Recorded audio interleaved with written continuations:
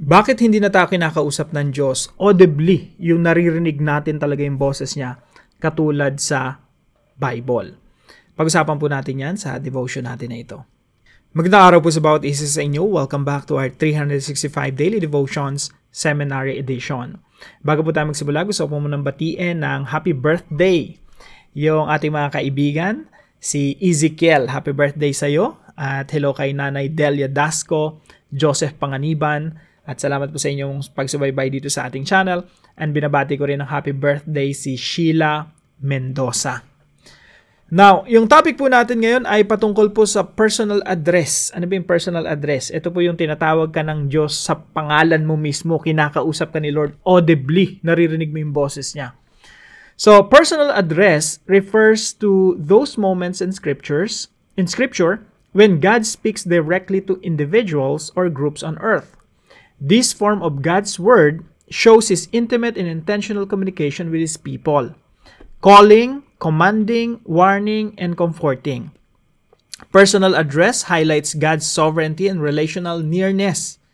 He is not distant or silent. Yung Diyos natin hindi tahimik, hindi yung talagang nakikipag-usap siya sa mga tao. He speaks with authority and love. Kaso nga lang po, may pinagkaibahan yung dati sa ngayon. Though today, we don't hear God's audible voice. Hindi na natin siya normally nakakausap kagaya sa panahon nila Eva at Adan, panahon nila Moses. So, though today we don't hear God's audible voice as in the days of Moses or Paul, He still personally addresses us through Scripture by His Spirit, convicting, guiding, and assuring us in our daily walk with Him.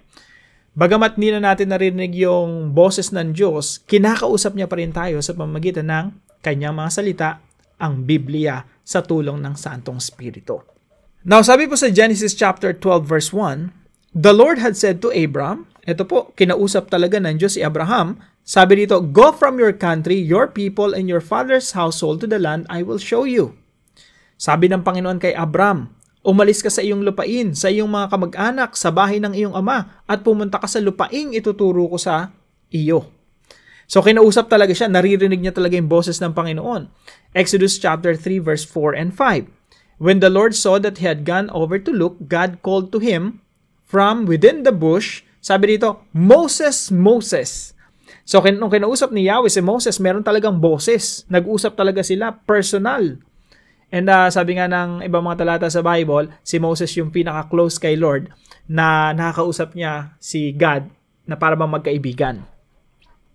So sabi nito, do not come any closer, God said. Kausap talaga niya, audibly. So marami po mga ganyang example sa Bible, sila Prophet Samuel, yung mga prophets, Ezekiel, Jeremiah, Isaiah, Amos, and maraming mga propeta sa Old Testament. Napakadami po, kinakausap talaga sila ng Diyos audibly. Now, ang tanong, bakit po sa panahon natin ngayon ay hindi na natin nakakausap si Lord kagaya sa panahon ng Biblia? Panahon, especially sa Old Testament. Why doesn't God speak to us audibly today? Now, number 1, ito po yung isa sa main reason. Jesus is the final revelation of God. Sa Old Testament po, nangungusap talaga ang Diyos sa pamamagitan ng propeta at sa pamamagitan ng maraming kaparaanan. Yan po ay nakasulat sa Hebrews chapter 1, verse 1 hanggang 3. Sabi po rito, in the past, God spoke to our ancestors through the prophets at many times and in various ways. Noong unang panahon, ang Diyos ay nagsasalita sa ating mga ninuno. So sabi na nagsulat ng Hebrews, alam niyo ba sa Old Testament, nangungusap yung Diyos sa pamamagitan ng mga propeta at sa maraming kaparaanan? Ninuno sa iba't ibang panahon at sa iba't ibang paraan sa pamamagitan ng mga propeta. Subalit, sabi dito, sa mga huling araw na ito, ibig sabihin sa panahon ng Hebrews, nung isinugo ng Diyos Amang, Diyos Anak, ang ating Panginoong Jesucristo, sabi dito, subalit sa mga huling araw na ito ay nagsalita siya sa atin sa pamamagitan ng anak. So alam niyo po, pag inaral niyong mabuti yan, maunawaan po natin na si Jesus, He is the final revelation of God. He is the final prophet of God. And sa katunayan po niyan, ang mga propeta sa New Testament, lahat sila nakabase na kay Jesus Christ. Yung mga apostles and prophets, nakabase na sa mga salita ng ating Panginoong Jesucristo. Kaya po yung mga propeta, hindi nakagaya sa Old Testament na kinakausap directly ng Diyos. Kasi nung panahon ni Jesus Christ, siya na yung kumausap directly sa kanyang mga apostol at sa mga propeta. Kaya po, after ng New Testament time, no, nung early church, wala nang mga sumunod na propeta na may direct communication with God. Wala nang kinakausapan, Lord, na si God through the prophet, through the people of God. Wala na. Si Jesus Christ na yung final revelation of God. Wala nang kasunod. Wala nang mas mataas pa kay Jesus Christ. Kaya nga hindi natin kinikilala si Muhammad. Kasi, yung propeta ng mga Muslim. Kasi we believe that Jesus Christ is the final prophet. Wala nang masihigat pa kay Jesus Christ at wala nang idadagdag pa sa itunuro ni Jesus Christ at sinabi ni Jesus Christ at wala nang mga revelation pa na idadagdag sa Biblia kasi kompleto na yung revelation ng Diyos. The Bible is the final revelation of God kasi diyan na nakasaad lahat ng itinuturo ng ating Panginoon Jesucristo sa New Testament. So Jesus is the final revelation of God. Kaya hindi na nangungusap sa atin yung Diyos directly. At magre-reveal pa sa atin ng mga bagong revelation. Pangalawa po, we already have the Bible as the Word of God. Again, sa New Testament po, lahat ng mga katuruan nila, na mga sumulat ng New Testament, nakabase po lahat kay Jesus Christ yun. Basahin nga po muna natin sa Ephesians chapter 2 verse 20. Sabi dito, yung iglesia built on the foundation of the apostles and prophets, with Christ Jesus Himself as the chief cornerstone. Si Jesus yung final revelation at lahat ng mga tinuturo ng mga New Testament prophets at ng mga apostles nakabase na kay Jesus Christ. Wala nang mga bagong revelation pa. Wala nang direct communication pa na sasabihin ng Diyos sa isang tao o ito sabihin mo sa iglesia. And number 3 po, God speaks to us through the Word and the Spirit. Ang Diyos po ay nangungusap pa rin sa atin ngayon pero hindi na siya audible. I-explain ko po yan kung bakit hindi na audible. God speaks to us. Nangungusap pa rin yung Diyos sa atin sa pamamagitan ng Biblia at ng Spirito, guided by the Spirit of God. So, hindi ko sinasabi na wala nang pangungusap ang Diyos. Of course, nangungusap yung Diyos sa atin, pero laging sa pamamagitan ng Biblia. Kasi nagkaroon na ng standard. Nagkaroon na ng final revelation si Jesus Christ. Yung Biblia yung standard natin, standard ng iglesia. Wala nang tao ang magsasabi na nangusap sa akin ng Diyos. Now, kapag kumontra yung sinasabi mo sa sinasabi ng Biblia, hindi ka namin paniniwalaan because we have the Bible as the standard. Isipin niyo po kung sa panahon natin ngayon, kanya-kanya yung pangungusap ng Diyos sa atin, ang dami na sigurong pinapatay ng mga propeta. Kasi po sa Bible, halimbawa po sa Deuteronomy, chapter 18, verse 20 to 22, sabi dito, "But a prophet who presumes to speak in my name anything I have not commanded, or a prophet who speaks in the name of other gods, is to be put to death." Siguro ang dami ng pinapatay ngayon sa panahon natin ngayon kung susundin talaga natin yan. Kasi nga, pag nangusap sa iyo yung Diyos, syempre kapantay, kung parang ganito po yan eh. Pag merong nanliligaw sa iyo, tapos sinabi sa iyo nung nanliligaw sa iyo, sinabi sa akin ng Diyos, ikaw yung mapapangasawa ko. Ngayon, pag sinuway mo yung tao na yun, para mo na rin sinuway yung Diyos. Kasi yung Diyos ang nagsabi sa kanya. Nagets po natin? Kaya salamat sa Diyos kasi wala nang audible voice eh. Paano kung may nagsabi sa iyo na, okay, lahat ng mga pera mo, naipon mo sa bangko, ibigay mo sa akin. Sabi ng Diyos sa akin, nangusap yung Diyos sa akin. To disobey that quote-unquote prophet is to disobey God. Kaya salamat sa Diyos kasi wala nang ganun eh. Yung nangungusap yung Diyos audibly sa mga tao, magkakaroon ng kaguluhan. Salamat kasi meron na tayong Bible and si Jesus Christ na yung final prophet. Yung lahat ng kailangan natin para sa ating kaligtasan at sa ikalalago natin sa paglagong spiritual ay ibinigay na, inihayag na sa pamamagitan ng Panginoon Jesucristo at ng kanyang salita, ang Biblia. At hindi na natin kailangan ng mga prophets kagaya sa Old Testament. So God speaks to us through the Word and the Spirit. Napakabigat po ng parusa, no? Pag nagsalita ka na sinabi ng Diyos, "Thus says the Lord." Kamatayan yun. And buti hindi na kagaya dati sa panahon natin ngayon, meron na tayong Biblia. Wala nang audible voice. Now, bilang application po sa pinag-aaralan natin, number 1, believe in the sufficiency of the Bible. Napakadami pong mga naglalabas ang mga propeta sa iba't ibang kontinente, lalo na sa Africa, no?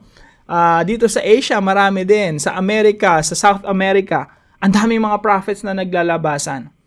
Mga kapatid, let's believe that the Bible is sufficient. Sapat na yung Biblia para sa ating paglagong spiritual. Hindi na natin kailangan ng mga propeta pa na magdadagdag sa revelation ng Diyos. We have Jesus Christ, the final revelation of God. Now, maraming mga nagkiklaim ng mga propeta sila, pero yung mga sinasabi nila, actually, mga impression yon. Parang nafe-feel lang nila. Pero yung kinausap talaga sila ng Lord, I don't believe that. Kasi kung kinausap talaga sila ng Lord, kung anong sasabihin nila, kapantay ng Bible yun. Kasi salita ng Diyos yun eh. Yung sinabi sa kanila, salita rin ng Diyos yung Biblia, ibig sabihin magkapantay.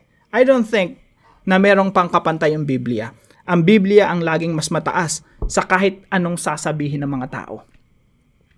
Believe in the sufficiency of the Bible, sapat na po yung Biblia. Pangalawa, test all preachings and prophecies in light of the Bible. I-test po natin lahat ng mga preachings, mga devotions natin.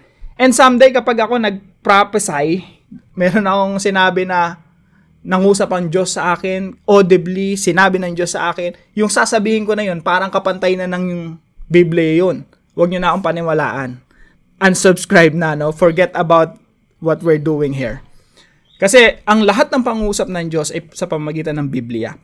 Ang prophets sa panahon natin ngayon ay yung mga nangangaral ng salita ng Diyos. Hindi yung nagdadagdag pa sa Biblia, sa sinasabi ng Biblia. Test all preachings in light of the Bible. And number 3 po, ask the Spirit's guidance as you study the Word. Yung Diyos po, patuloy pa rin nangungusap sa atin. Pero hindi na po kagaya sa Old Testament na kinakausap ng Lord si Moses, no? Kinakausap ng Diyos si Abraham, si Prophet Samuel, si Isaiah, Jeremiah, Ezekiel, sila Prophet Daniel. Hindi na po kagaya sa panahon sa Old Testament. Pero hindi ibig sabihin nun, hindi nangungusap ang Diyos. Nangungusap pa rin ang Diyos sa panahon natin ngayon sa pamamagitan ng kanyang salita na may gabay ng Santong Espiritu. Kaya po pag nagbabasa tayo ng Bible, hinihingi natin yung gabay ng Santong Espiritu. Yung Biblia po, sapat na yan sa ikaliligtas natin. Sapat na yan sa mga doktrina na dapat nating paniwalaan, sa mga katuruan na dapat nating panampalatayahan. Sapat na yung Biblia sa mga dapat nating malaman patungkol sa Diyos. Wala na pong extra biblical na dapat pang idagdag. Doon po nabubuo yung mga kulto. Kagaya nung iba, sinasabi nila hindi sapat yung Biblia, kailangan pa ng Book of Mormons. Dinadagdagan nila yung Bible. Kailangan pa ng iba pang mga, hindi na ako magbabanggit, pero nagdadagdag sila ng iba pang mga kasulatan galing sa sarili nilang propeta. Kaya ang daming mga kulto sa mundo, kasi nga hindi sapat yung revelation ni Jesus Christ at ng mga apostol at na yung inihayag sa New Testament. So kailangan pa ng mga bago pa, no? Mga additional. So tayo po hindi tayo naniniwala na kailangan dagdagan pa yung Biblia. We believe that Jesus Christ is the final revelation and we believe that the Bible is enough, sufficient para po sa ating paglagong spiritual. So whenever we read the Bible, we ask the Spirit's guidance as we study the Word of God. Now, para po sa ating discussion, how does it impact your daily life? To know that God still speaks to you through His Word, guided by the Spirit. Anong impact sa'yo na nalalaman mo na ngungusap si Lord sa'yo, hindi man audibly, pero sa pamagitan ng Kanyang salita na may gabay ng Santong Espiritu? Pag-usapan po natin yan sa ating mga discussion groups. Tayo po yung manalangin. Living God, thank you that you are not silent. You have spoken through the prophets, through your Son, and through your Word. And you still speak today. Open my ears and heart to hear when you correct, comfort, or call me. Help me not to harden my heart, but to respond with trust and obedience.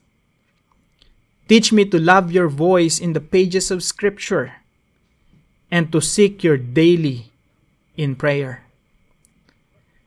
Thank you for being near and personal, not distant or vague. Speak, Lord. Your servant is listening. In Jesus' name I pray. Amen and amen.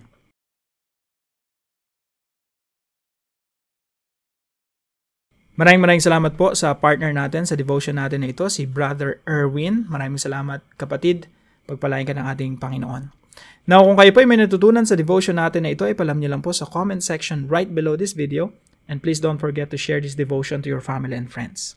God bless you po. See you po tomorrow 5 a.m. dito sa ating Daily Devotions.